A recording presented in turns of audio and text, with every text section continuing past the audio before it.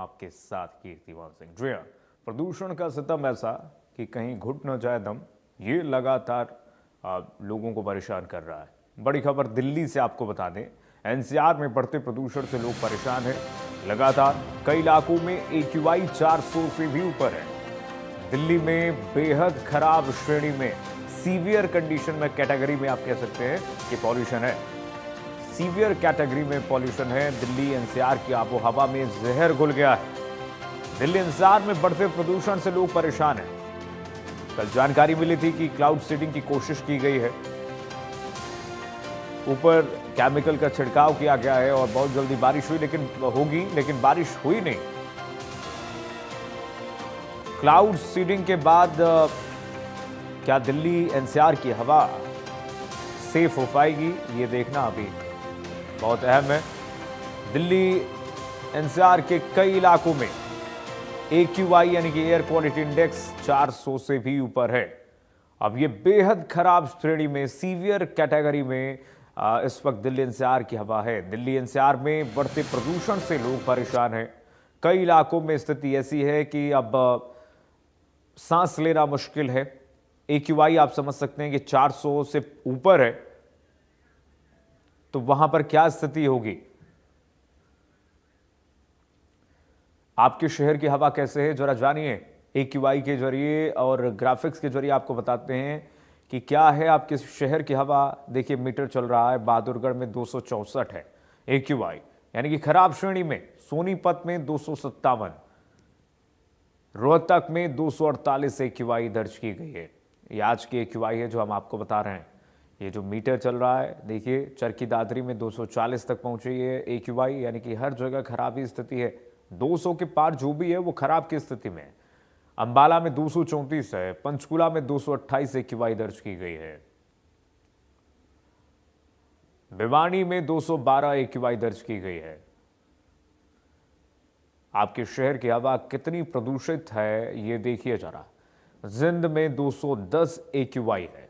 पानीपत की अगर हम बात करें तो 207 AQI दर्ज की गई है। यहां पर करनाल में 207 AQI दर्ज की गई है। और ये दिखाती है कि आप देखिए, जो पैरामीटर बना है 200 और 300 के बीच में। हिसार में 206 है, फरीदाबाद में 205 है। जो कैटेगरी है 50 से नीचे अगर रहता है तब अच्छा माना जाता है। ये तो 200 के पार है। यमुनानगर में 196 यानी कि मध्यम श्रेणी में यहां पर हवा है। गुरुग्राम जो दिल्ली एनसीआर से सटा हुआ है 195 है, यहां पर उतनी खराब हवा नहीं है। यहां पर धारूहेड़ा में 193, लेकिन फिर भी जहर ही घुला हुआ है हवा में। कुरुक्षेत्र में 186 है। इसीलिए बाहर निकल रहे हैं तो बहुत सावधानी से निकलिए और साथ ही साथ मास्क जरूर लगाएं। मास्क लगाइए, बाहर एक्सरसाइज ना कीजिए। पलवल में 186, कैथल में 180। ये लगातार मीटर जो आपको दिखा रहे हैं आपके शहर की हवा की प्रदूषित पार्टिकल्स कितनी है वो दिखा रहा है। फतेहाबाद में 177, सिरसा में 175 AQI दर्ज की गई है। बहादुरगढ़ में 264। तो ये शहरों की स्थिति क्या है। हरियाणा के तमाम बड़े शहर इस वक्त प्रदूषण की मार को कैसे झेल रहे हैं, आप देख रहे हैं तस्वीर।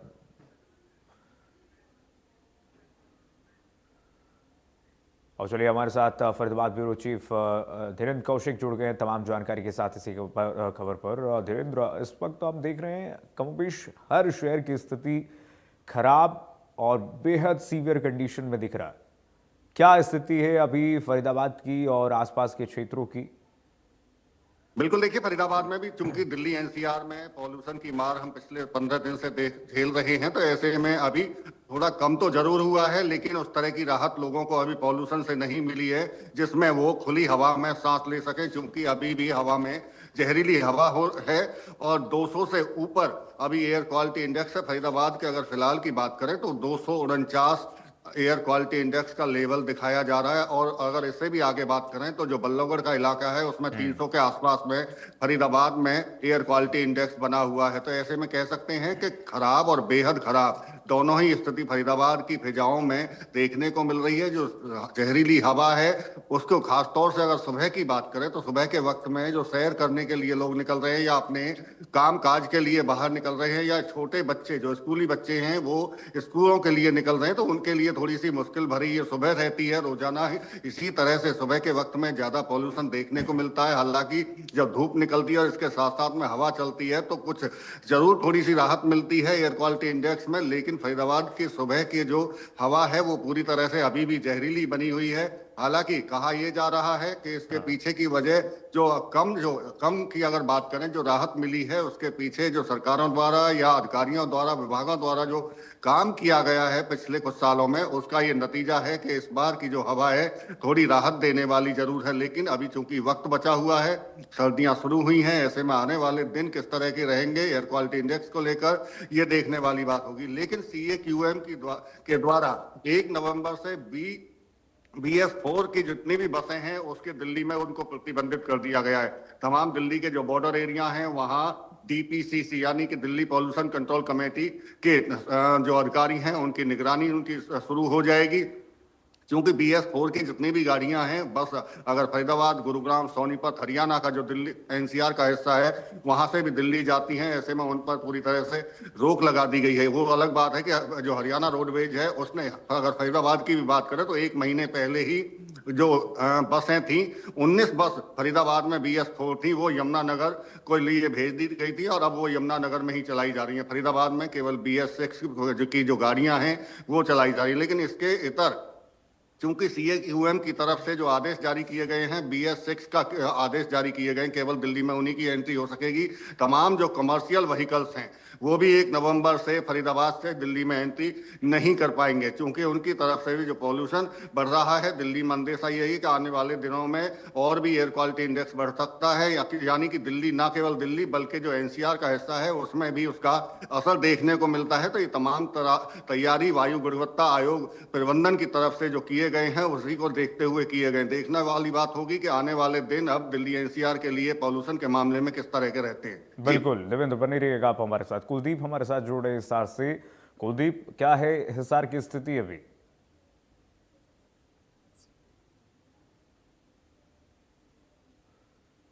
कुलदीप तक आवाज नहीं पहुंच पा रही है तकनीक खामियों की वजह से, लेकिन फिर से देवेंद्र के पास चलेंगे। देवेंद्र, देखिए यमुनानगर की भी स्थिति इतनी अच्छी नहीं है। 199 AQI है वहां पर। इस तरीके से BS4 की अगर बसें भेजी गई हैं वहां पर, तो वहां पर भी एक SOP बनाई जानी चाहिए कि स्थिति कैसे सिचुएशन को कंट्रोल में रखा जाए। और इस वक्त कमोबेश कोई भी ऐसा शहर नहीं है, हम देख रहे हैं हरियाणा का कोई भी ऐसा शहर नहीं है जहां पर अच्छी कंडीशन में, अच्छी कैटेगरी में हवा हो। हर जगह देख रहे हैं कि आबो हवा में जो जहर घुला हुआ है वो उस पर जो दिल्ली और आसपास के क्षेत्र हैं वहां की स्थिति बेहद ही खराब कंडीशन में। ऐसे में प्रशासन की तैयारियां, अभी तो फर्स्ट फेज है और हम कह सकते हैं कि ग्रैब 2 अभी ही से लागू हो गया है। ये स्थिति अभी है, तो आगे चल करके क्या होगी जब सर्दी बढ़ेगी और स्मॉग का कंडीशन होगा, स्मॉग वाला, पॉल्यूशन वाला जब कंडीशन होगा तो उसमें क्या स्थिति होगी? बिल्कुल, देखिए काफी हद तक जो चीजें निर्भर करती हैं वो वायु गुणवत्ता प्रबंधन जो आयोग है CAQM, क्योंकि सुप्रीम कोर्ट की तरफ से जब दीपावली से पहले पटाखे चलाने को लेकर रिट डाली गई थी, याचिका डाली गई थी, तो उसमें ग्रीन पटाखे चलाने की सुप्रीम कोर्ट की तरफ से आदेश दिए गए थे। लेकिन इसके साथ साथ में जो वायु गुणवत्ता प्रबंधन आयोग है उसको मॉनिटरिंग करने के भी निर्देश दिए गए थे। चूंकि CAQM जो आयोग है, प्रबंधन आयोग है, उसकी तरफ से ये निगरानी तमाम पॉल्यूशन को लेकर रखी जाती है और उसी के तरफ से ये आदेश और निर्देश जारी किए जाते हैं। लेकिन दिल्ली NCR के लिए आदेश आए हैं BS6 बस चलाने के। लेकिन जिस तरह से आपने जिक्र किया यमुनानगर का, जी बिल्कुल पॉल्यूशन वहां भी ज्यादा है, लेकिन HSPCB Haryana state pollution control board को देखना होगा, क्योंकि नोडल एजेंसी वही है, उसी को देखना होगा कि किस तरह के इंतजाम इस पॉल्यूशन को कम करने के लिए उनकी तरफ से किए जाते हैं। लेकिन बात हम अगर दिल्ली NCR की करें तो यहाँ सबसे ज्यादा असर एयर क्वालिटी इंडेक्स का दिखाई देता है। जैसा कि आप भी जिक्र करें कि आने वाले दिनों में अगर सर्दी पड़ती है, स्मॉग होगा, तो ऐसे में कैसे उन चुनौतियों से निपटा जाएगा। क्योंकि ग्रेड 2 अभी लागू है, अगर इसके बाद में 300 के ऊपर लगातार एयर क्वालिटी इंडेक्स बना रहता है तो फिर ग्रेड 3 और ग्रेड 4 आगे जिस तरह से एयर क्वालिटी इंडेक्स का लेवल बढ़ेगा उसी तरह से फिर बंदिशें भी ज्यादा लगनी शुरू हो जाएंगी और उसके लिए फिर तमाम दिशा निर्देश CAQM की तरफ से दिए जाएंगे। खासतौर से नगर निगम, अगर फरीदाबाद में बात करें तो नगर निगम की जिम्मेदारी है कि शहर के अंदर एयर क्वालिटी इंडेक्स का लेवल अगर बढ़ता है तो उसको कम करने के तमाम इंतजाम किए जाएं। इसमें लोगों की भी बड़ी भूमिका रहती है, चूंकि अपील ये भी लोगों से भी की जाती है कि अगर खुले में कूड़ा डालना और कूड़ा जलाना पूरी तरह से प्रतिबंधित है, लेकिन कई जगह हम देखते हैं कि कूड़ा जलाया जाता है जिसके धुएं से भी पॉल्यूशन बढ़ता है। इसके साथ साथ में सड़कों पर जो गाड़ियां चलती हैं उसके बाद में सड़क किनारे जो धूल के कण हैं, जो महीन कण हैं, वो भी उड़ते हुए दिखाई देते हैं और उसकी वजह से भी पॉल्यूशन का लेवल ऊपर बढ़ता है। जो PM 2.5 की मात्रा जब बढ़ती है तो लोगों के लिए वो भी परेशानी भरी होती है और ऐसे में फिर जिम्मेदारी अधिकारियों पर, विभागों पर होती है कि उसको कैसे कम किया जाए। चाहे कंपनियों की बात करें, फैक्ट्रियों के, वहां भी कई बार केमिकल जलाए जाते हैं, उससे भी काफी पॉल्यूशन बढ़ता है, तो उनकी भी निगरानी बेहद जरूरी हो जाती है। हालांकि विभागों की तरफ से ये जरूर कहा जाता है कि समय समय पर जो लापरवाही लोगों की तरफ से बढ़ती जाती है उसको लेकर वो चालान भी उनकी तरफ से किए जाते हैं। लेकिन अब वही है कि अगर स्टेज 3 या 4 लागू होता है तो उस वक्त में किस तरह के हालात होंगे और उस चुनौतियों को कैसे विभागों की तरफ से निपटा जाएगा, ये देखना होगा। जी बिल्कुल बिल्कुल देवेंद्र, कई जगह तो प्रकृति मेहरबान हुई है और बेमौसम बारिश होने की वजह से कहीं ना कहीं पॉल्यूशन में कमी आई है, लेकिन अपेक्षा यही करते हैं कि हरियाणा में भी अगर प्रकृति मेहरबान हो जाए और बारिश हो जाए तो कहीं ना कहीं प्रदूषण में कमी जरूर आएगी। कुलदीप के पास चलते हैं, कुलदीप का रुख करते हैं, हिसार से हमारे सहयोगी जुड़े हुए हैं। कुलदीप, आवाज मिल पा रही है आपको? जी बिल्कुल। हिसार की क्या स्थिति है अभी? हिसार में पोल्यूशन की स्थिति अभी भी चिंताजनक है। हालांकि लगातार जो है पिछले 3-4 दिन से AQI है वो 200 के आसपास बना हुआ है। अगर फिलहाल की स्थिति की बात की जाए तो 220 के आसपास जो है एयर क्वालिटी इंडेक्स जो है बना हुआ है। हालांकि प्रशासन की तरफ से जो शहर में नगर निगम की तरफ से लगातार छिड़काव किया जा रहा है। हालांकि पराली के मामले, जिसको आमतौर पर कहा जाता है कि पराली जलाने की वजह से प्रदूषण ज्यादा देखा जाता है, जिसका सबसे बड़ा कारण जो है आमतौर पर बताया गया है। हालांकि इस बार पराली के मामले बेहद ही कम देखने को मिल रहे हैं। मात्र दर्जन भर से ज्यादा जो है मामले अभी तक हिसार में पराली के आए हैं, जिनमें से कुछ किसानों पर FIR भी की गई है, 5,000 रुपए जुर्माना लगाया गया है। इसके साथ साथ उन्हें 2 साल तक फसल जो है MSP पर ना बिकने की जो है उनको सजा दी गई है।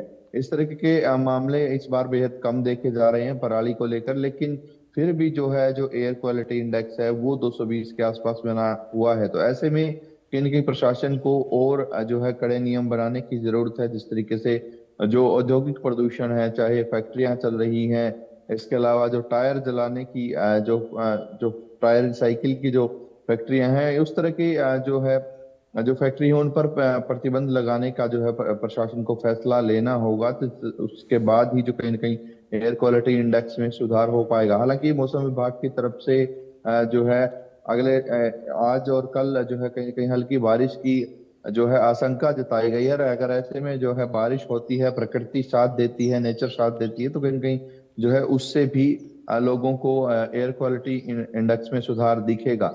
हालांकि अगर पटाखों की बात की जाए तो हिसार में किसी भी तरह का कोई पटाखों का बैन नहीं था। यहाँ पर खूब जो है लोगों ने जमकर आतिशबाजी की है, पटाखे की गए, और उसी का जो है असर अब देखने को मिल रहा है। अल सुबह जो है लोगों को जो घूमने वाले लोग थे, पार्कों में घूमने वाले लोग थे, वो बहुत कम दिखाई देते हैं, क्योंकि जो है हवा में जो क्वालिटी खराब है उससे उसकी वजह से जो है मामले भी देखे जा रहे हैं, जैसे गले में खराश है।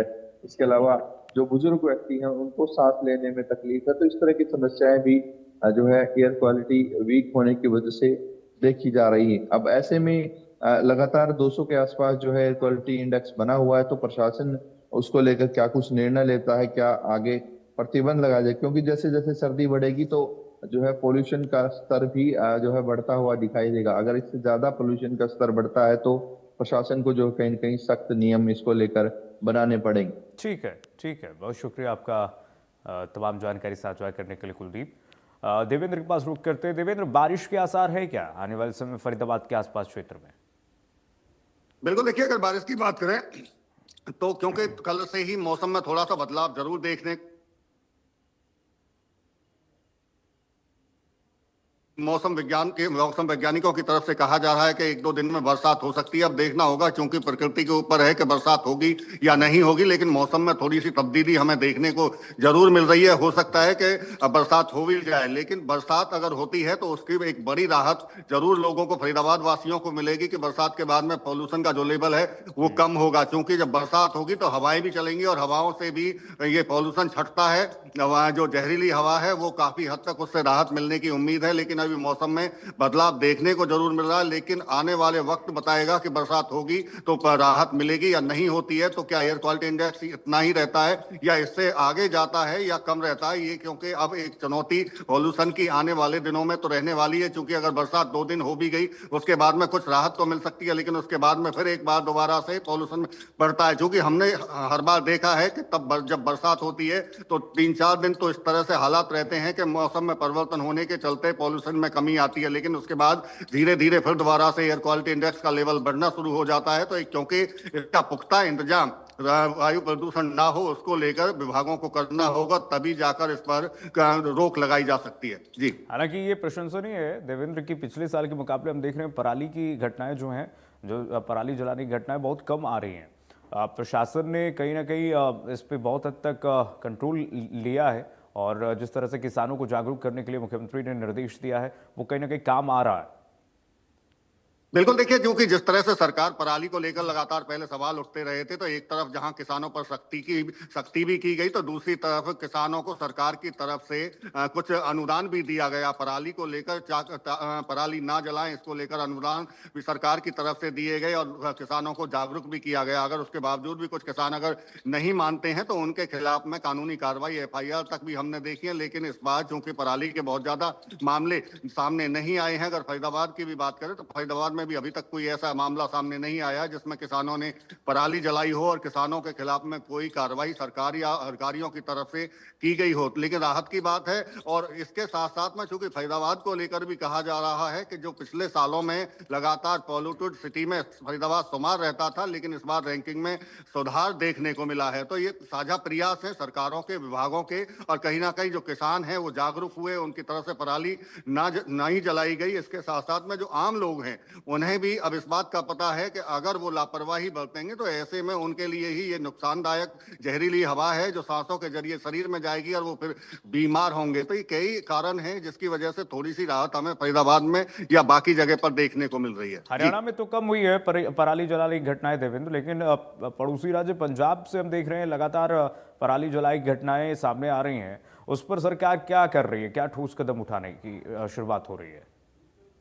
देखिए, पराली एक ऐसा मुद्दा है, पंजाब की बात करें चाहे हरियाणा की बात करें, दिल्ली में जब केजरीवाल की सरकार थी तो आरोप हरियाणा पर लगाए जाते थे कि हरियाणा में जो पराली, और पंजाब में चूंकि सरकार जब दूसरी थी तो यही आरोप लगाए जाते थे कि वहां का जो धुआं है पराली जलाने के बाद में वो दिल्ली में आता है और उसका पॉल्यूशन होता है। लेकिन अब पंजाब में खुद आम आदमी पार्टी की सरकार है, तो ऐसे में ये मुद्दा गौर आम आदमी पार्टी के लिए दिखाई दे रहा है। चूंकि हरियाणा में पहले से ही इस पर काम किया जा रहा था, चाहे मनोहर लाल की बात करें, उसके बाद में नायब सिंह सैनी की बात करें, उनकी तरफ से भी किसानों को अनुदान देने की जिस तरह से घोषणा की गई, तमाम किसानों को जागरूक करने की बात कही गई, पराली को खरीदने की बात की गई, पराली से ऑयल बनाने की बात की गई या बाकी कामों में प्रयोग करने के लिए पराली के इंतजाम करने की बात कही गई। तो ये तमाम चीजें हैं। लेकिन इसके साथ साथ में चूंकि पराली जलाने से ज्यादा जलाने को लेकर जो राजनीतिक तौर पर मुद्दा जो बनता रहा, वो इस बार हालांकि इस पर सवाल नहीं उठ रहे, क्योंकि आम आदमी पार्टी की तरफ से ही इस पर सवाल उठाए जाते थे। लेकिन इस बार चूंकि पंजाब में पराली जलाई जा रही है और आम आदमी पार्टी की भगवत मान की वहां सरकार है, तो इसको लेकर अभी कोई बहुत ज्यादा दिल्ली में भी इस बात को लेकर कोई इस तरह के राजनीतिक तौर पर इसको सवाल नहीं उठाए जा रहे हैं। लेकिन पराली के मामले ये जो हरियाणा है इसमें जरूर कम हुए हैं और इसका भी असर एक माना जा सकता है कि जो दिल्ली NCR में पॉल्यूशन जितना उम्मीद थी कि बहुत ज्यादा ऊपर जाएगा, उस तरह से नहीं देखने को मिल रहा है। लेकिन फिर भी एहतियाती तौर पर तमाम इंतजाम CAQM की बात करें, चाहे हरियाणा सरकार, दिल्ली सरकार की बात करें, उनकी तरफ से किए भी जा रहे हैं। अब आने वाले वक्त ही बताएगा कि ये जो इंतजाम किए गए हैं वो कितने कारगर साबित होंगे। जी, लेकिन अभी तो ये देवेंद्र शुरुआत है, अभी तो ये आप कह सकते हैं कि सर्दी की शुरुआत है और अभी ये स्थिति है कि ग्रैब 2 लागू हो चुका है, क्लाउड सीडिंग अभी कल कराया गया है, लेकिन बारिश नहीं हुई दिल्ली में, ये अपने आप में ही एक अनोखा मामला है। क्लाउड सीडिंग हुई है लेकिन बारिश नहीं हुई अभी तक हुई है। ये ऐसी कंडीशन सुनने को मिल रही है। बावजूद इसके अभी एक्सपर्ट्स कह रहे हैं कि इस बार बहुत ही कड़ाके की ठंड पड़ने वाली है। तो कड़ाके की ठंड के साथ जब स्मॉग का पहरा होगा उसमें तो प्रशासन को डबल चुनौतियां होंगी। एक तो सर्दी से निपटनी होगी, तमाम व्यवस्थाएं करनी होंगी जो आमतौर पर पारंपरिक तौर पर प्रशासन को करनी चाहिए, और दूसरी तरफ प्रदूषण से भी निपटना एक बहुत बड़ी चुनौती। बिल्कुल, देखिए चुनौती तो होता ही है जब एयर क्वालिटी इंडेक्स का लेवल बढ़ता है, तो ऐसे में सरकारों को भी जो विभाग हैं उनके लिए चुनौती तो बनी रहती है, क्योंकि लोगों के लिए एक बड़ी परेशानी का ये मामला रहता है कि एयर क्वालिटी इंडेक्स बढ़ता है, लोगों को परेशानी होती है। जैसा कि आपने जिक्र किया कि सर्दियां भी शुरू हो रही हैं, सर्दियों की भी एक चुनौती रहने वाली है। लेकिन माना जाता है कि अगर सर्दियां पड़ती हैं, तेज ज्यादा सर्दी होती है और हवा चलती है, तो हवा की चलने की वजह से जो पॉल्यूशन का लेवल है वो इतना नहीं रहता, क्योंकि ऊपर आसमान की तरफ ये जो जहरीली हवा है वो चली जाती है। लेकिन क्लाउड सीडिंग जिससे आप बात कर रहे हैं, कृत्रिम बरसात, जो दिल्ली में कल उसका एक कोशिश की गई, ये एक विकल्प के तौर पर इसको आजमाया जरूर जा रहा है। लेकिन अब देखना होगा कि इसका असर पॉल्यूशन पर कितना पड़ता है, पॉल्यूशन इस कृत्रिम बरसात के बाद में कम कितना होता है। तो ये तमाम ऐसी चीजें चूंकि एक प्रयोग के तौर पर अभी सामने लाई जा रही हैं, आने वाले दिनों में अगर नेचुरल बरसात होती है तो उसका फायदा एक बड़ा जरूर मिलता है, क्योंकि उसके साथ में हवाएं भी चलती हैं। सबसे बड़ी जो बात है वो ये है कि पॉल्यूशन का लेवल बरसात के साथ साथ में हवाओं के चलने से भी घटता है। तो ये तमाम ऐसी चीजें हैं, चुनौती जरूर प्रशासन के लिए भी रहेगी आने वाले दिनों में। अगर पॉल्यूशन का लेवल, क्योंकि जैसा आप भी जिक्र कर रहे हैं, हम भी जिक्र कर रहे हैं कि ग्रेड 2 लागू है, कई बंदिशें अभी भी लागू कर दी गई हैं। कंस्ट्रक्शन साइट है, उन पर पानी के छिड़काव के लिए कहा गया है। मशीनों से सड़कों की सफाई की बात की जा रही है, पानी के छिड़काव की जगह जगह पेड़ पौधों पर जो डस्ट महीन कण हैं वो जमे हुए हैं, तो उन पर भी पानी के छिड़काव की बात की जा रही है। इसमें अब इनकी जो संख्या है, चाहे सड़कों की मशीन से सफाई की बात हो, चाहे पानी के छिड़काव की बात हो, टैंकरों की वो संख्या बढ़ानी पड़ेगी। बिल्कुल बिल्कुल, तो ऐसा ये लग रहा है तमाम कि बिल्कुल देवेंद्र, धुंध से लोग परेशान नहीं होंगे। जो प्रदूषण का पहरा है, प्रदूषण का जो लेवल है, उससे लोग आने वाले समय में ज़्यादा परेशान दिखेंगे। अमित हमारे साथ जुड़ रहे हैं। अमित, क्या स्थिति है इस वक्त शहर की, रेवाड़ी की? दीपावली की रात से लेकर अब तक करीब 7 दिन बीत चुके हैं, बावजूद इसके अभी भी जो AQI है 300 से अधिक बना हुआ है, और अभी भी सुबह 7 बजे 315 दर्ज किया गया है। और कल की बात करें, कल भी 319 दर्ज किया गया था कि जो AQI जो रिपोर्ट आती है। और हरियाणा के सबसे प्रदूषित शहरों में शुमार है रेवाड़ी का धारूहेड़ा, क्योंकि धारूहेड़ा में ही जो पोल्यूशन मापक मशीन है, पोल्यूशन जो मॉनिटरिंग मशीन है, वो धारूहेड़ा में, रेवाड़ी के धारूहेड़ा में लगाई गई है। ऐसे तमाम मॉनिटरिंग वहीं से होती है। लेकिन जो सवाल बड़ा यही है कि जो किसान जागरूक हुए, तमाम लोग तो जागरूक हुए, लेकिन जो जमीनी स्तर पर काम होने तो शायद वो नहीं हो पाए, क्योंकि रेवाड़ी में भी, क्योंकि NCR का पार्ट है रेवाड़ी, यहाँ पर भी ग्रेड 2 लागू कर दिया गया। तमाम इस तरह की बंदिशें लगाई गई हैं ताकि जो बढ़ता पोल्यूशन है, जो हवा जो लगातार दूषित हो रही है, उसको दुरुस्त किया जा सके, कहीं ना कहीं अंकुश लगाया जा सके। लेकिन रेवाड़ी में यदि जमीनी स्तर पर बात करें तो अधिकारी कहीं ना कहीं नदारद नजर आते हैं और लापरवाह नजर आते हैं। पोल्यूशन कंट्रोल विभाग की बात करें तो अभी तक ये कह रहे थे कि अभी छुट्टियां थी, अब प्लानिंग तैयार की जाए। कल एक प्रेस नोट जारी जरूर किया गया कि जो ग्रेड 2 की पाबंदियां थी उनको ढंग से लागू किया जाए, लेकिन अभी तक कहीं पर भी यदि सड़क पर बात करें, स्वीपिंग मशीन नहीं दिखाई देगी, आपको पानी का छिड़काव होता हुआ दिखाई नहीं देगा। तमाम पेड़ों की, क्योंकि धुलाई करनी होती है, छिड़काव करना होता है, क्योंकि अमूमन देखा गया कि जैसे डस्ट उड़ती है तो कहीं ना कहीं जो हवा में घुलती है तो जहर का कारण बनती है। इसी के वजह जो PM 2.5 है उसका स्तर लगातार बढ़ता है, जिसके चलते हवा जहरीली होती जाती है। तो ऐसे में तमाम जो बंदिशें लगाई जरूर गई हैं, लेकिन उनको जो कहीं ना कहीं मॉनिटरिंग की जानी थी वो होती हुई दिखाई नहीं दे रही। उसी का कारण है कि दीपावली की रात से लेकर अभी तक, क्योंकि लगातार यहाँ पर जो AQI का स्तर है वो लगातार बढ़ता हुआ दिखाई दिया है। बात करें कि अभी रेवाड़ी में अभी तक 412 तक ये AQI का स्तर दर्ज किया जा चुका, कि जो कि देश के सबसे प्रदूषित शहरों में शुमार हुआ था रेवाड़ी का धारूहेड़ा। अभी भी कंडीशन ज्यादा अच्छी नहीं है अभी, क्योंकि 300 से अधिक की जो कंडीशंस होती है वो बेहद खराब मानी जाती है, और जो सांस के रोगी होती है उनके लिए बेहद गंभीर है। जो स्वास्थ्य विभाग है, एडवाइजरी जारी की जाती है, घरों से बाहर ना निकले, मॉर्निंग वॉक पे ना जाएं, तो तमाम ऐसी जो हिदायतें हैं वो दी जाती है, लेकिन सवाल यही है कि जो जमीनी स्तर पर तमाम वो चारों ओर आपको कचरा जलता हुआ दिखाई देगा, गंदगी के आलम दिखाई देंगे, क्योंकि इन पर तमाम दुरुस्त की जानी थी। तमाम विभागों, नगर परिषद हो या फिर लोक निर्माण विभाग हो, तमाम जो टूटी हुई सड़कें थी उन पर पैच वर्क किया जाना था ताकि डस्ट न उड़े, लेकिन ऐसा होता हुआ कहीं दिखाई नहीं दिया।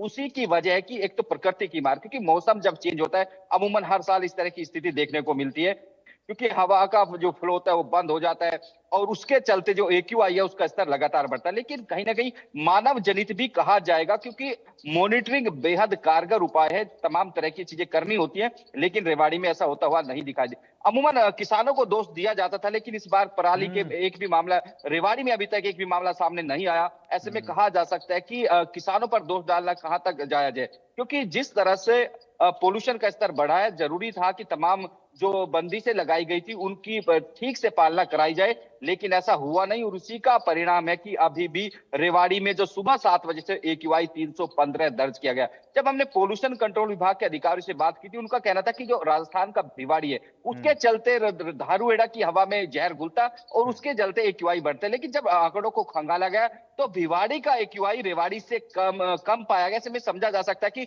जो पोल्यूशन विभाग के अधिकारी हैं कितना कुतर्क करते हैं और बेवजह से जिस तरह के आरोप प्रत्यारोप का दौर चलता है, लेकिन जमीनी स्तर पर कोई कार्रवाई करते हुए दिखाई नहीं देते। उसी का परिणाम है कि रेवाड़ी का एक्यूआई 300 से अधिक बना हुआ है और उसी के चलते रेवाड़ी की हवा दूषित बनी हुई है। वहीं अस्पतालों की बात करने लगातार, क्योंकि सबसे बड़ी बात यही कि खांसी जुकाम जितनी भी इस तरह की बीमारी है उसकी ओपीडी कई गुना तक बढ़ गई है और नागरिक अस्पताल में अमूमन आम दिनों में 1000 से 1200 की ओपीडी होती थी, वो 2000 तक पहुंच चुकी है और प्राइवेट अस्पतालों में भी कुछ ऐसा ही हाल है। ऐसे में यदि कारगर कदम नहीं उठाए गए तो ये हालात और ज्यादा बिगड़ सकते हैं, क्योंकि जैसे ही ठंड बढ़ेगी एक्यूआई का स्तर और ज्यादा बढ़ सकता है, क्योंकि कहीं ना कहीं हवा का फ्लो अमित, अधिकारियों की लापरवाही से कितनों को खामियाजा भुगतना पड़ता है, कितनों की जान जाती है। अगर अधिकारी सतर्क हो जाए तो ये परिस्थिति ही उत्पन्न नहीं होगी। बहुत शुक्रिया आपने तमाम जानकारी साझा करने के लिए। ऐसे में अधिकारी क्या कर रहे हैं आप देख ही रहे हैं, हमारे सहयोगी लगातार बता रहे हैं कि कागजों पर सिर्फ है, लिख दिया गया है, सब कुछ सही है, लेकिन धरातल पर कुछ व्यवस्था नहीं है, इसलिए स्थिति उत्पन्न हो रही है और जहरीली हवा और जहरीली होती जा रही है। ऐसे में हम सभी को बच के रहना ही जरूरी है। चलिए फिलहाल के लिए बस इतना ही। खबरें लगातार जो रही है देखते रहिए इंडिया न्यूज़ हरियाणा। राम राम।